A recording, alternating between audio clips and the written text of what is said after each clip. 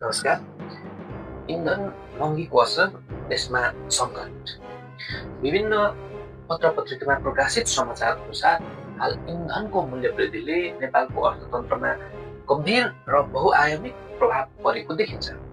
विशेष गरेर मध्यपूर्व क्षेत्रमा भएको तनावको कारण अन्तर्राष्ट्रिय बजारमा इन्धनको मूल्य बढ्दा त्यसको प्रत्यक्ष असर नेपालमा परेको हो। डिजेल, पेट्रोल र हवाई इन्धनको मूल्य पनि दोब्बर नजिक पुगेको छ। यसरी इन्धनको मूल्य बढ्दा ढुवानी खर्च वृद्धि भई दैनिक उपभोग्य वस्तुको मूल्य समेत आकाशिएको छ। अन्ततः यसको सबैभन्दा ठूलो असर उपभोक्ताले बेहोर्नु परेको अवस्था छ। अन्तर्राष्ट्रिय वित्तीय संस्थाहरूले नेपालको आर्थिक वृद्धि दरमा उल्लेखनीय गिरावट आउने प्रक्षेपण गरिसकेका छन्। उनीहरूको अनुमान अनुसार नेपालको आर्थिक वृद्धि दर 2.2 देखि 2.7% बीचमा सीमित हुने सम्भावना रहेको आकलन गरिसकेको छ, जुन अपेक्षित भन्दा निकै कम हो। इन्धन महँगीका कारण निर्माण क्षेत्रमा गम्भीर सङ्कट भएको छ। डिजेल, पेट्रोल, सिमेन्ट, डन्डी जस्ता निर्माण सामग्रीको मूल्य बढ्नुका साथै अभाव समेत देखिन थालिसकेको छ।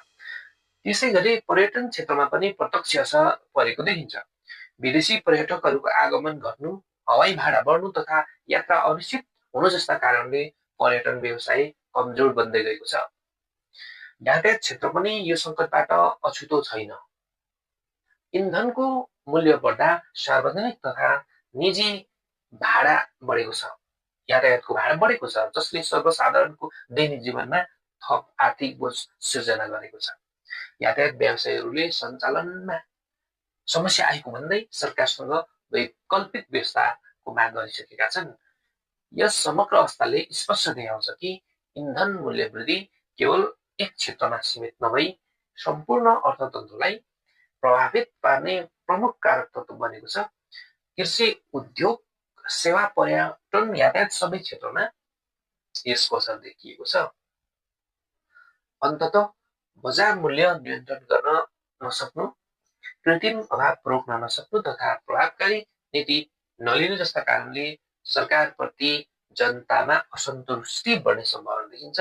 यदि समयमै उचित नीति तथा हस्तक्षेपकारी व्यवस्था नगर्ने हो भने अझ सङ्कट गहिर्दै जाने खतरा देखिन्छ।